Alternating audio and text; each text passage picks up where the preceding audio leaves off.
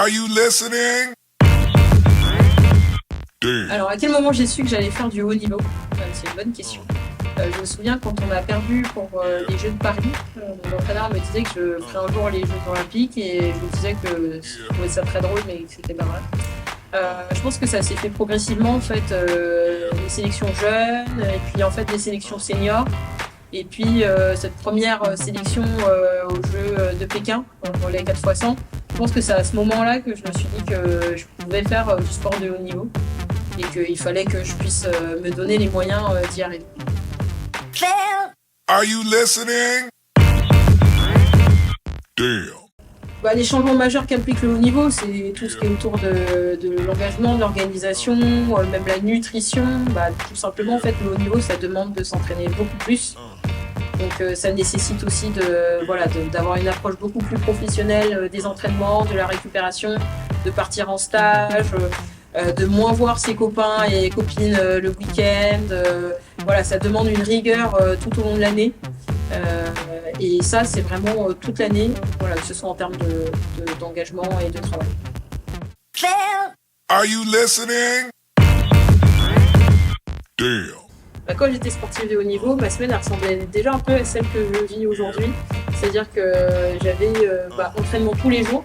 Donc l'année de 2014 par exemple, c'était tous les jours, du lundi jusqu'au vendredi, 5 heures d'entraînement par jour, on arrivait à 15 heures, on finissait plutôt à 20 heures. Ça c'était tous les jours avec du coup la récup à avoir et puis des stages, on partait en stage l'hiver et en avril aussi pour préparer l'été.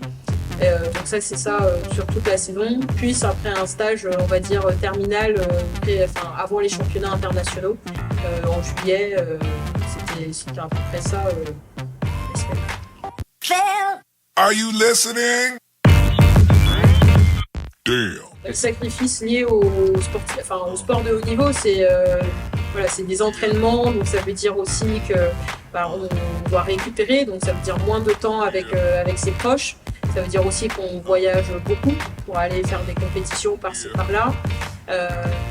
On est vraiment dans une bulle, donc on est concentré à 3000% pour atteindre son objectif de performance. Donc, moi, à l'époque, j'en aurais pas parlé comme des sacrifices, mais plutôt comme des contraintes nécessaires pour cette approche de haut niveau. Donc ça veut dire aussi une rigueur sur ce qu'on mange, une rigueur sur le sommeil, une rigueur sur l'hydratation, sur la récupération et puis aussi un engagement très fort dans les séances pour aller repousser ses limites.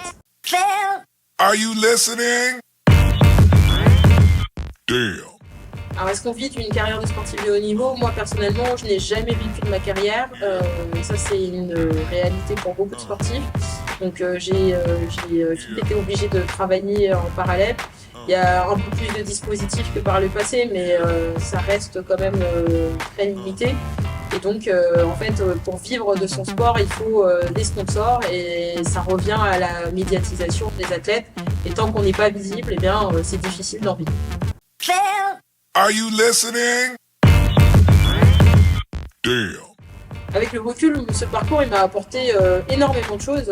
Moi, je pense que c'est une richesse dans mon parcours que j'ai actuellement. C'est une richesse à la fois professionnelle, parce que mon parcours de sportif de haut niveau me permet d'avoir une approche, ou en tout cas de gérer des choses d'une manière assez singulière.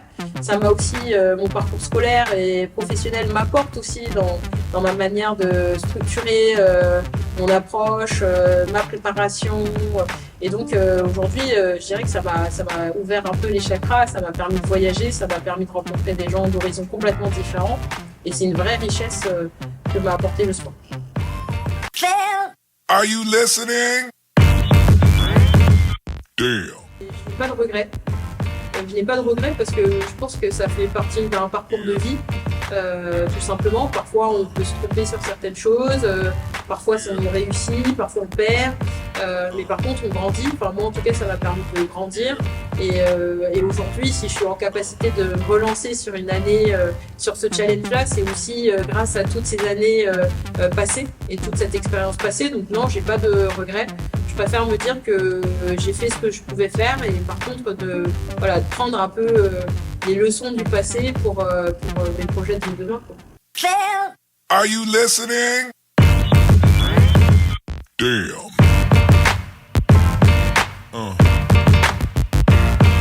Yeah.